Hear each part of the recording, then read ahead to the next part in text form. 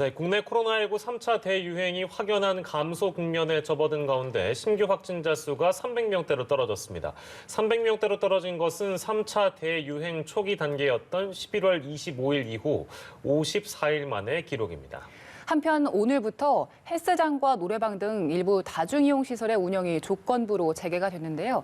자세한 소식을 백순영 가톨릭대 의대 명예교수 그리고 김민아 시사평론가와 짚어보겠습니다. 어서 오세요. 오십시오. 안녕하세요. 네, 300명대로 떨어졌고 이게 54일 만이다 이렇게 제가 앞서 말씀을 드렸는데 저희 월요일은 늘 이제 검사 건수 언급을 많이 하기 때문에 휴일 영향도 있다고 봐야 되겠죠, 교수님? 예, 그렇습니다. 표현에서 확연한 감소세라고 표현하셨는데 사실 아직은 확연한 감소세는 아니고요. 예. 많이 잘 떨어졌는데 500명 순에서 좀 정체되고 있는 상황으로 보입니다. 지금 진단검사 수가 평일에 반밖에 안 됐었고 토요일보다도 더 적었기 때문에 네. 사실은 거의 500명대 수준이라고 볼 수밖에 없죠.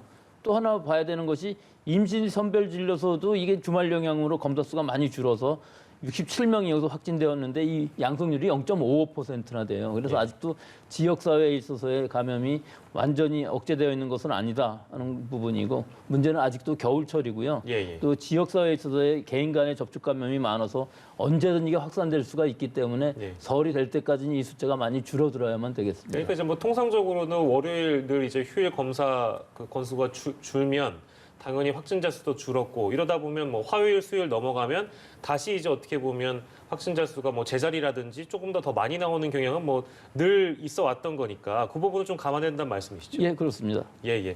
사회적 거리두기 수준은 지금 2.5단계에 속해 있는 상황인데 만약에 이번 주에 신규 확진자가 좀 꾸준히 줄어든다면 수도권의 경우에는 2주 뒤에 이게 하향 조정이 되지 않을까 이제 이런 기대도 나오고 있는 상황에서 근데 어느 정도까지 내려와야 이게 단계 조정이 가능할까 이제 이런 분석도 나오고 있어서요. 김민하 평론가께서 어떻게 보십니까?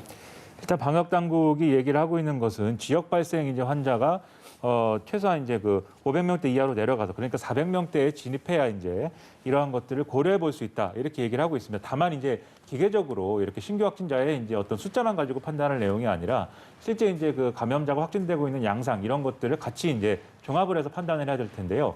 앞서 이제 방역 당국이 밝혔듯이 지금은 이제 집단 감염이나 이런 사례들은 일부 줄어들고 있고 일부 이제 병원이라든가 이런 일부 시설에서 이제 집단 감염이 발생하고 있는 기존에 이제 집단 감염이 발생하는 상황에서 계속 확진자가 이어지고 있다는 특성이 있지만 여전히 이제 개인 간 접촉에 의한 감염은 늘어나고 있고 그것을 통해 볼 때 여전히 이제 파악되지 않은 지역사회 감염원이 아직도 이제 누적돼 있다는 것을 지금은 추정할 수 있는 상황이거든요. 네. 그렇기 때문에 이런 상황 그리고 역학조사가 얼마나 지금 기존에 발생한 환자들의 역학조사가 얼마나 진행되고 있는지 그리고 우리가 파악할 때 방역망 밖에 있는 이러한 확진자가 얼마나 되는지를 종합적으로 판단을 해서 어느 정도 통제를 할 수 있는 상황에 접어들었다라고 하는 그런 기준에 일단은 확신이 된다면 그것을 바탕으로 이제 거리두기는 조정을 해야 된다 이렇게 보이는 것이고 예. 앞서 말씀드렸듯이 개인 간 접촉을 통해서 이제 늘어나고 있는 신규 감염자 비율이라는 것은 결국은 개개인들의 어떤 일상생활 그리고 개개인들이 일상생활에서 지키는 어떤 방역 이런 것들을 기준으로 판단할 수밖에 없는 거 아니겠습니까? 그렇기 때문에 결국은 거리두기 완화와 직결되는 문제일 수밖에 없기 때문에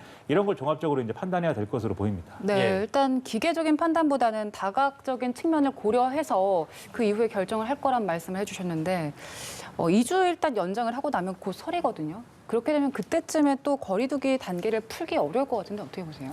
그렇습니다. 그래서 이제 일단 설 특별 방역 대책이라는 것을 일단 얘기를 하고 있고 아무래도 지난 추석 때도 이제 기억나시겠지만 추석 때도 예를 들면 고속도로를 유료한다든지 그다음에 기차나 이런 데 좌석을 제한적으로 예매를 한다든지 이런 여러 가지 조치를 부가적으로 취해서 사실은 이동량 자체를 많이 줄이려고 하는 그런 노력들이 있었거든요.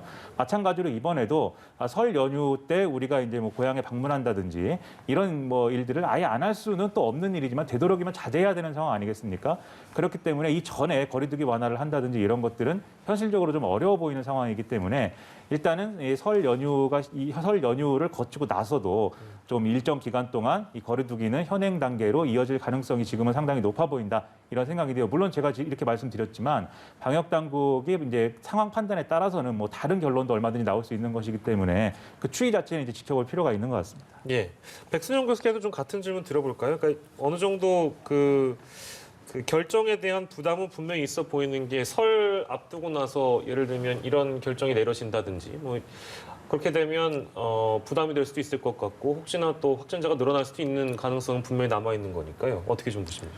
글쎄요, 제 바람으로는 설 때에는 좀 올해는 고향도 갔으면 좋겠습니다만은 지금 상황으로 보면 일단은 2주일간 좀 보자 하는 것이고요. 네네. 지금 400명 말씀하셨지만 사실 지금 기준으로만 보면 400명이 2단계 완화 기준은 아니거든요. 예. 300명 수준이 돼야 되는데 방역 당국의 생각은 사실은 400명 정도라도 지금 의료 체제도 많이 확보가 되었고 결국은 완화시킬 수도 있을 것이라는 생각은 가지고 계신 것으로 보여요. 예. 그런데 지금 이 기준이 좀 너무 현실에 맞지 않는 부분들이 있어요. 300명, 뭐 우리 지금 100명까지 떨어뜨릴 수도 없기 때문에 1단계는 가지도 못한다는 상황이 되거든요.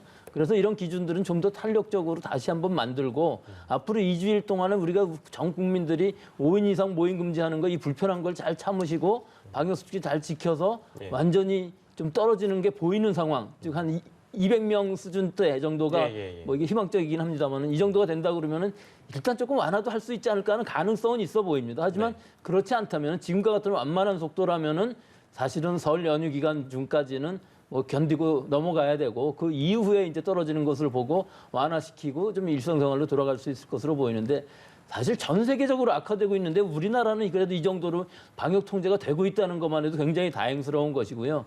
2월 달, 3월 달에 이제 예방 접종을 하게 되는 시기에 환자 수가 많으면 굉장히 곤란한 부분이 많이 생깁니다. 이번 백신은 맞을 때 그 장소에서 적어도 15분에서 30분 대기를 해야 되는데 이때의 거리 두기 같은 것들도 만만치가 않거든요. 예. 여기서의 집단 감염도 일어날 수가 있기 때문에 이런 부분이 지금 여러 가지가 우려되는 부분이고 일단 올 겨울을 잘 넘기고 볼 일이라고 생각합니다. 네, 알겠습니다. 일단 백신 언급을 해주셨기 때문에 백신 관련해서도 짚어보겠습니다. 최근 노르웨이에서 화이자 백신을 맞고 사망하는 사례가 발생했는데 뭐 그간에도 꾸준히 있긴 있었습니다. 미국에서도 사망했고 독일에서도 사망자가 나왔었는데 이번에는 꽤 많은 분들이 사망을 하셨습니다. 대부분 75세 이상이었는데 이 부분에 대해서 저희가 안전성 논란을 다시 한번 이야기를 해야 될 것 같아요. 예, 뭐 전체적으로 봤을 때는 안전성에 큰 문제가 있다고 생각하지는 않는데요. 뭐 일반적으로 10만 명, 100만 명, 1000만 명 이렇게 넘어가기 시작하면은 예기치 못한 사망 사고가 나올 수밖에 없습니다. 그런데 예. 지금 말씀하신 그 미국의 산부인과 의사, 플로리다의 출신 이 의사인 경우에 있어서는 혈소판 감소증이 생겨서 사망한 것은 맞지만 예. 이것이 직접적인 원인이라고 보기는 좀 상당히 어려운 부분들이 있고 독일에서도 한 10명 정도 사망했는데 80만 명이 접종했거든요.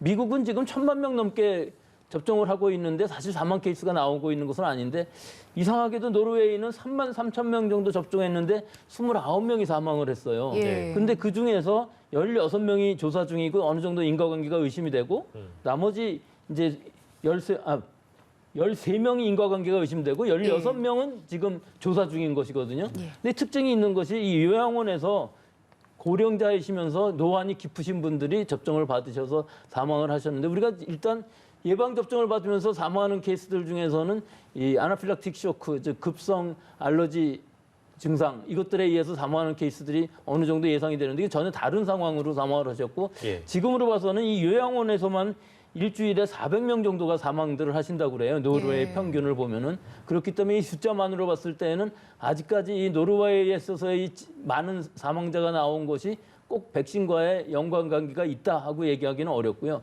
결국은 노안이 깊으셨으면서 돌아가실 때가 되었는데 예방주사를 맞으셨던 부분들이 분명히 있는데 이 부분의 예방주사가 어느 정도 역할을 했었을 것은 예상은 할 수가 있지만 예. 실제로 직접적인 예방주사에 의해서 이 파이자 백신에 의해서 사망하셨다고 보기도 어려운 상황이라 좀 더 조사가 필요할 것으로 보입니다. 예. 네, 일단 직접적인 인과관계를 보긴 어렵지만 그래도 일단 우려가 되고 일단 노르웨이 의약국에서도 인과관계가 어느 정도 있고 그래서 위중증 환자들에게 대해서는 접종을 좀 자제해달라 권고를 하지 않았습니까? 그런데 우리나라도 화이자를 일단 접종을 하고 우선 접종 대상자의 고령층, 위중증 환자가 다 포함이 되어 있어서 이 점이 우려스러운데요. 그렇죠. 근데 이게 역설적인 것이 우리나라에서도 의료진 다음으로는 고령층 기저질환이 깊으신 분들한테 먼저 맞아야만 피해를 줄일 수 있는 것이거든요. 근데 그런 분들에서는 사망사고가 나올 수밖에 없는 것이고 우리나라도 하루에 600명 정도가 사망을 하고 있습니다. 자연적으로. 그렇기 때문에 사망하시는 분들 중에서